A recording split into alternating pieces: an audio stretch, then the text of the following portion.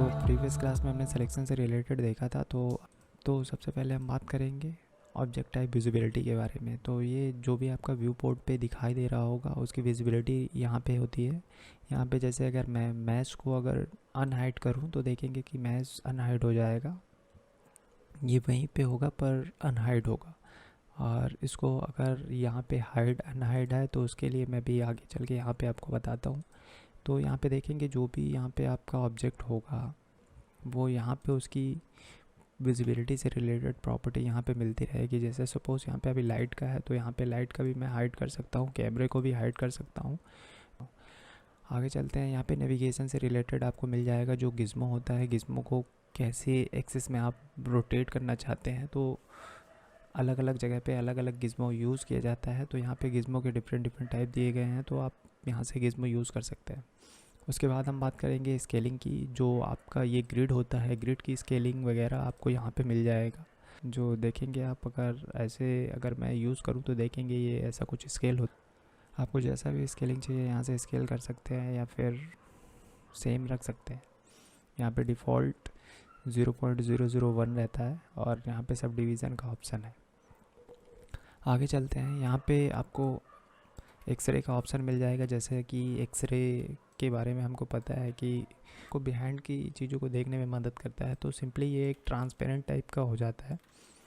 जैसे कि आप देख सकते हैं कि मैं अभी अगर लाइट को अगर देखूं तो यहाँ से मैं लाइट को भी देख सकता हूँ, ऑब्जेक्ट को देख सकता हूँ। तो ये ऐसा कुछ हमको फ्रीडम देता है कि बोथ सब्जेक्ट को एक साथ हम देख सकते हैं। तो उसके बाद हम बात करेंगे वायर फ्रेम की। तो 3D में वायर फ्रेम का बहुत ही ज़्यादा यूज़ किया जाता है। ये अलग अलग जगह पे अलग अलग यूज़ किया जाता है। तो ये कुछ वायर फ्रेम ऐसा दिखाई देगा आपको। ये डिफ़ॉल्ट मटेरियल होता है।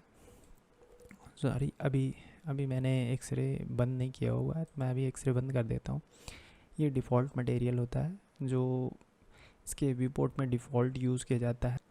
किसी भी ऑब्जेक्ट को देखने के लिए कोई ना कोई मटेरियल यूज़ होता है, तो इसका ये डिफ़ॉल्ट मटेरियल है जिसे हम यूज़ करते रहते हैं। उसके बाद हम बात करते हैं मटेरियल प्रीव्यू के बारे में। जो भी मटेरियल आप अप्लाई करने वाले हैं वो मटेरियल यहाँ पे शो होगा। उसके बाद हम रेंडर प्रीव्यू के बारे में बात करेंगे। जो भी रेंडर में आउटपुट निकलने वाला है, आपकी फाइनल लाइटिंग वगैरह जो भी 3 पॉइंट लाइट होता है वो सब इंक्लूड करने के बाद आपको उसका लुक एंड फील कैसा मिलने वाला है वो यहाँ पे आपको शो होगा। तो हम बात करने वाले थे कलेक्शन के बारे में। ये आउटलाइन ही होता है, पर यहाँ पे आप अपने हिसाब से रीनेमिंग कर सकते हैं। जो भी आपको रीनेमिंग सूटेबल लगता हो आप यहाँ पे यूज़ कर सकते हैं। तो ये कैसे वर्क करता है, मैं उसके लिए तो सबसे पहले मैं इस कर्सर को यहाँ पे मूव कर लेता हूँ और यहाँ पे शिफ्ट A प्रेस करता हूँ और यहाँ पे मुझे मैश से रिलेटेड सभी कुछ यहाँ पे मिल जाएगा। तो मैं अभी एक स्पेयर यहाँ पे जनरेट करता हूँ। तो आप देखेंगे अभी मेरे पास 2 ऑब्जेक्ट हैं। अभी आप देखेंगे मेरे पास 2 ऑब्जेक्ट हैं, एक स्पेयर है और एक क्यूब है। तो यहाँ पे जितने भी आपके व्यू पोर्ट पे प्रॉप होंगे वो सारे यहाँ पे शो होते रहेंगे। अब सिंपली मुझे चाहिए कि मैं एक नया कलेक्शन बनाऊँ जिसमें ये मेरा एक प्रॉप अलग हो और दूसरा प्रॉप अलग हो। मैं सिंपली इसे सेलेक्ट करके कीबोर्ड पे M टाइप करूँगा तो यहाँ पे देखेंगे आपको न्यू कलेक्शन का ऑप्शन मिल जाएगा। तो यहाँ पे कलेक्शन बनाने के लिए आपको रीनेमिंग का ऑप्शन मिलेगा। आप अपने हिसाब से कोई भी नाम डाल सकते हैं। यहाँ पे मैं राधे कर देता हूँ। तो आप ये देखेंगे यहाँ पे एक राधे नाम का कलेक्शन बन गया जिसके अंदर ये स्पेयर है। और यहाँ पे आपको सिलेक्शन से रिलेटेड काफ़ी कुछ मिल जाएगा।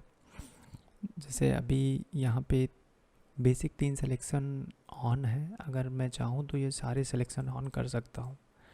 अब इसका इम्पैक्ट क्या होगा, अगर मैं इस सिलेक्शन को यहाँ से इसे डिसेबल करूँ, यहाँ पे देखेंगे आप ये सेलेक्ट नहीं होगा। ये हो सकता है लेकिन ये नहीं होगा। जब तक हम इसे ऑन नहीं करेंगे तब तक ये सिलेक्ट नहीं होगा। और इसे अगर मैं विजिबिलिटी की बात करूँ तो हाँ, यहाँ से हाइड अनहाइड भी किया जा सकता है। यहाँ पे फ़िल्टर काफ़ी सारे दिए गए हैं, तो आप देख सकते हैं डिफरेंट टाइप के फ़िल्टर आप यूज़ कर सकते हैं। तो ये था कलेक्शन के बारे में। आगे चलते हैं, तो आगे बात करते हैं हम एनिमेशन टैब के बारे में। एनिमेशन टैब को स्टार्ट करने से पहले सिंपली मैं शिफ्ट ए टाइप करता हूँ और एक प्लेन जनरेट कर ले रहा हूँ और इसे एस टाइप करके थोड़ा सा स्केल कर लेता हूँ। अभी मेरे पास एक प्लेन और एक क्यूब है। सिंपली मैं शिफ्ट एंड स्पेस बार यहाँ पे क्लिक करूँ तो मुझे यहाँ पे मूव का ऑप्शन मिल जाएगा। अभी मैं इसे थोड़ा सा ऊपर कर लेता हूँ। तो ये कुछ अभी ऐसा लुक एंड फील है इसका।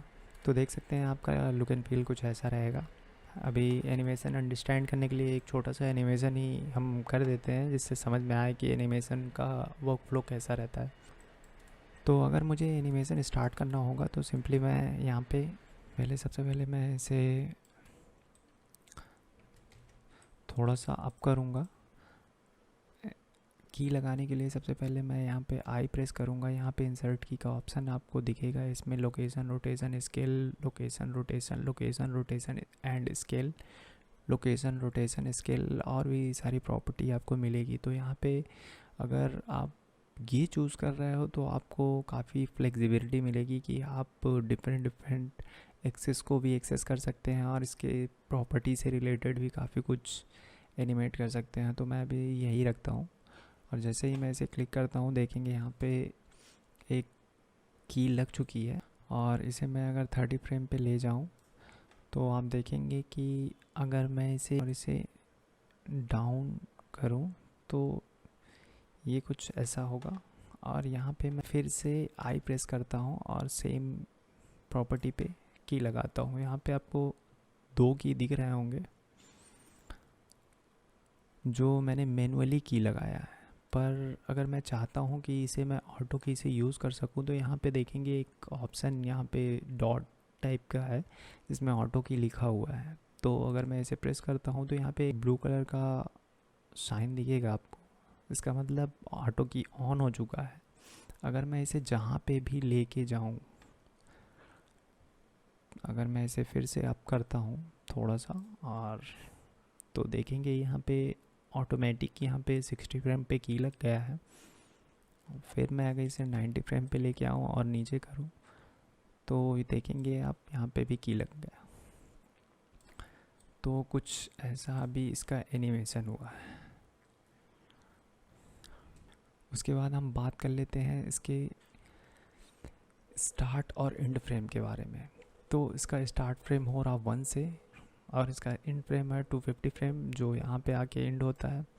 अब मिडिल माउस से मैं अगर इसे स्क्रॉल करूँ तो देखेंगे कि ये छोटा बड़ा हो सकता है। यहाँ पे आपका करंट फ्रेम रेट है, जो भी आपका जिस भी आप फ्रेम पे होंगे तो यहाँ पे आपको शो होता रहेगा कि किस फ्रेम पे आप हैं। उसके बाद हम बात करेंगे यहाँ पे jump to previous frame and jump to end frame.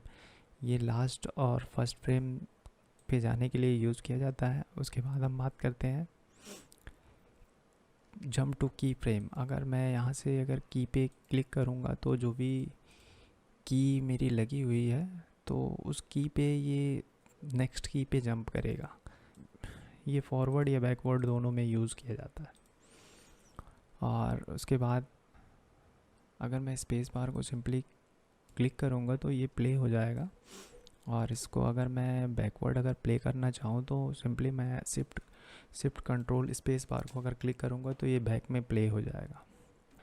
और उसके बाद यहाँ पे मार्कर से रिलेटेड आपको मिल जाएगा, एरिया से रिलेटेड आपको मिल जाएगा। यहाँ पे की फ्रेम का जो भी आप कलर चेंज करना चाहें तो यहाँ से आप देख सकते हैं, आप अपने हिसाब से कलर चेंज कर सकते हैं। जो भी इस की फ्रेम का कलर आप देना चाहते हैं तो आप दे सकते हैं। प्लेबैक से रिलेटेड आपको काफ़ी कुछ मिलने वाला है। तो ये था एनिमेशन के बारे में थोड़ा बहुत ब्रीफ और आपके आउटलाइन और इसके बारे में था कि एनिमेशन को कैसे यूज़ किया जाता है, ऑटो की को कैसे यूज़ किया जाता है, प्रीवियस और बैकवर्ड प्ले कैसे यूज़ होता है और की टू जंप क्या होता है, स्टार्ट फ्रेम एंड फ्रेम क्या होता है उसके बारे में। तो मिलते हैं अगली क्लास में।